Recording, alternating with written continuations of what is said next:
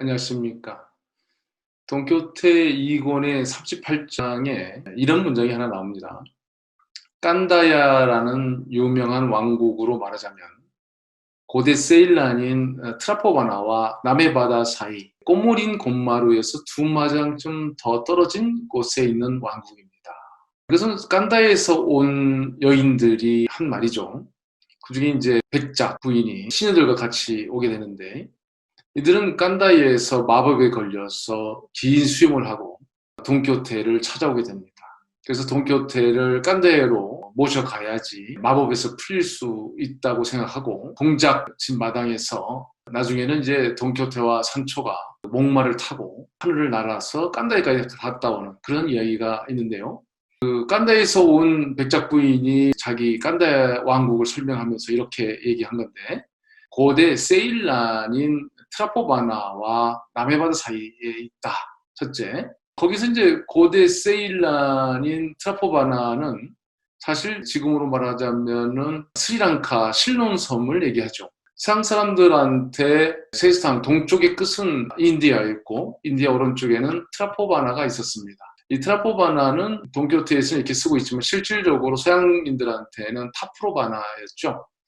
지금도 스리랑카에는 타포바나 지명이 있는데요. 한편 그 세일란이라고 하는 표현도 중요한데, 이것은 마르코폴로의 동방견문록에는 약간 꽤 많은 부분을 차지하고 있습니다만은 세일에 대한 설명을 하게 되고 지명을 세일란이라고 하고 있죠.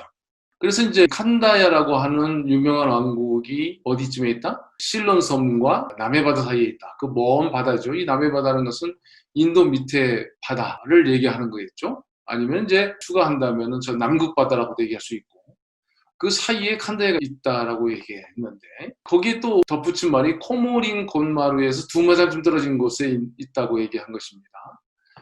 이건 뭐 코모리는 여러분들이 이제 검색해 보면 알 수 있듯이 인도의 맨 아래에 있는 항구죠.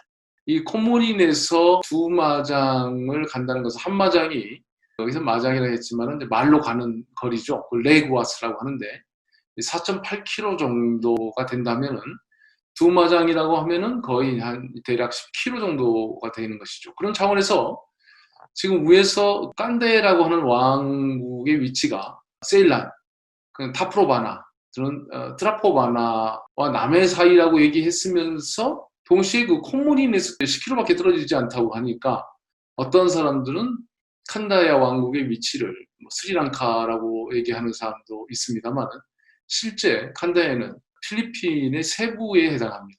스페인 사람들이 가장 먼저 아시아에 세운 식민지죠. 세부 섬은 필리핀 중앙에 있습니다만은 그 위쪽에는 깐다야라고 하는 지역이 있고, 중앙 위쪽에 깐다야, 중앙에는 그 세부, 지금도 이제 세부 유명하죠. 그 앞에는 포르투갈의 그 마젤란이 원주민한테 죽은 그 막탄 섬이 있죠. 그래서 이 지역이 그 당시 스페인에서는 깐다야 지역인데, 돈키호테에 이렇게 많은 부분을 이 필리핀에서 온 사람들 이야기로 채워졌다는 것도 아는 사람이 그게 많지 않을 것 같은데요. 어쨌든 세일란은 유럽 사람들한테는 알려져 있는 지역이었습니다.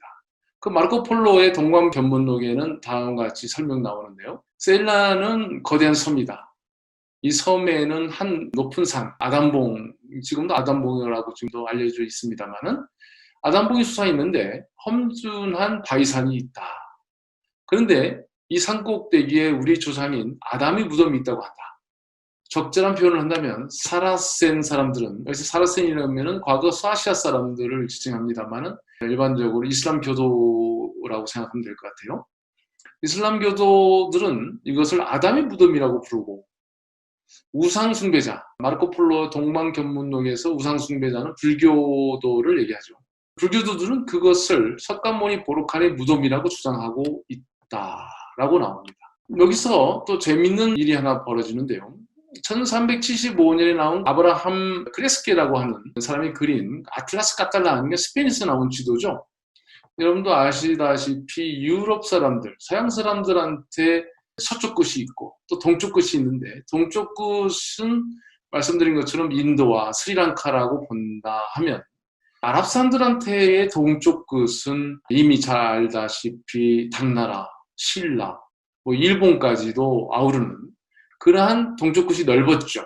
그래서 세계관이 서로 달랐습니다. 서양 사람들이 가지고 있는 세계관과 세계라고 하는 개념, 그 다음에 아랍 사람들이 가지고 있는 세계의 개념은 달랐을 텐데 이 두 가지가 혼합하는 지역이 당시 아랍의 영향권에 있었던 스페인일 수밖에 없겠죠. 그래서 1375년에 나온 아브라함 크레스케의 시도도 이러한 부분을 좀 반영하고 있는 것 같습니다. 거기다가 마르코 폴로의 동방견문록도 당시 유럽에서는 베스트셀러에 해당했을 텐데요.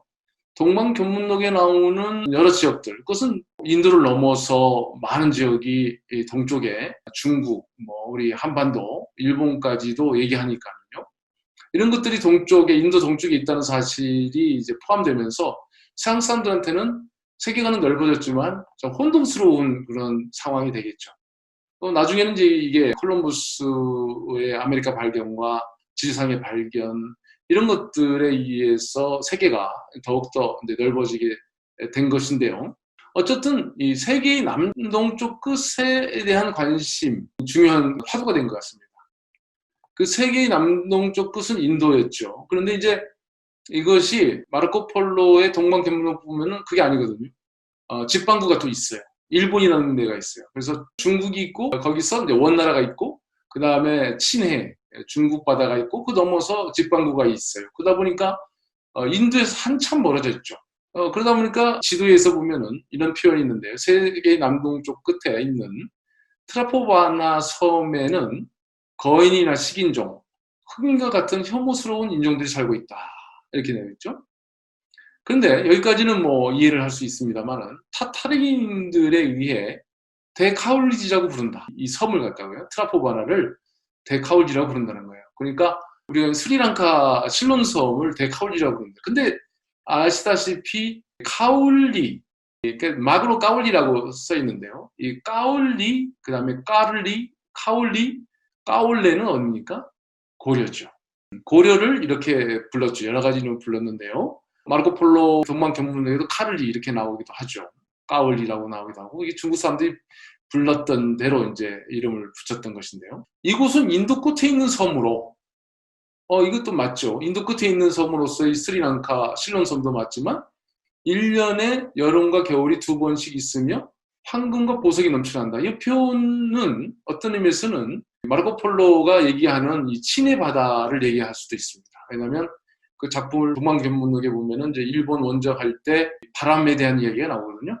북쪽에서 내려오는 바람, 남동풍 이런 것들이 나오니까 이 것들이 우리의 추측이지만은 1375년에 나오는 아틀라스 까탈란에 포함돼서 혼동스럽지만 같이 표현됐다고 생각할 수 있겠죠. 많이 나왔으니까 이제 동방견문록을 조금 이렇게 같이 공부할 시간도 갖겠습니다만은 동방견문록에 대해서 고려에 대한 언급은 직접적으로는 쿠빌라이 칸의 반기를 든 나얀을 처형하는 부분에서 이제 나얀 편에 섰던 여러 부족 중에서 까를리 또는 까올리가 있죠. 그게 막 고려죠. 역사적으로 그렇게 맞춰지는데요. 그 다음에 이제 지팡구 원정단 출발 얘기죠. 이제 이런 얘기가 나오죠. 이 섬나라의 부를 전해들은 현재의 쿠빌라이 칸은 여기 섬나라는 이제 지팡구 일본이죠. 무력으로 이 나라를 정복하려고 결심하여 중신 2명에게 보병과 기마병의 대공과 대함대를 맡겨 이 섬나라를 원정하게 하였다. 중신 중 한 명은 아바카탄이라고 하고 또 한 명은 본산친이라고 하며 모두 유능하고 용감한 장군이었다. 그 자세한 점은 생략하기로 하겠다. 이 원종군은 드디어 차이툰 및 킨사이항을 출발하여 해양으로 나갔다라고 동방견문록에 나오는데 아시다시피 이제 그 여몽연합군을 통해서 마산에서 출발도 하고 또 중국의 닝보에서 함대가 출발했죠. 그러니까 말하면 이제 차이툰이나 킨사이의 둘 중에 하나는 마산이죠. 킨사이가 아마 해당될 것 같은데요. 그래서 이 부분도 그러니까 한반도의 마산도 동방견문록에 어느 정도 간접적으로 표현되어 있고 그 다음에 일본을 설명하면서 일본과 이 친해 사이에 많은 섬들을 얘기하죠. 이 당시 한반도는 섬으로 인식되었던 것이죠. 그러다 보니까 여기에 수많은 섬들이 있고 그 섬에는 정말 귀중한 보석들이 많다 하는 이제 표현들이 있는데요. 이처럼 마르코폴리 동방견문록에는 직접적으로는 이제 한 군데, 간접적으로는 두 군데 정도가 고려에 대한 표현이 있는 것으로 생각하면 될 것 같습니다. 어쨌든 간에 세상의 끝에 대해서 설명하면서 기존에 서양 사람들이 가지고 있던 세상의 끝으로서 인도 오른쪽에 있는 섬인 타프로바나, 스리랑카와 그 다음에 동방견문록에서 말하는 동쪽의 끝, 이것으로서의 직방공, 그 다음에 친해의 여러 섬들, 그리고 카울리지, 고려 이런 것들이 섞여져서 있게 되는데, 이번 시간에는 동교태 이권에 나오는 깐다야를 보면서 트라포바나와 함께 어렴풋이 고려까지도 상상해보는 기회를 가졌습니다. 감사합니다.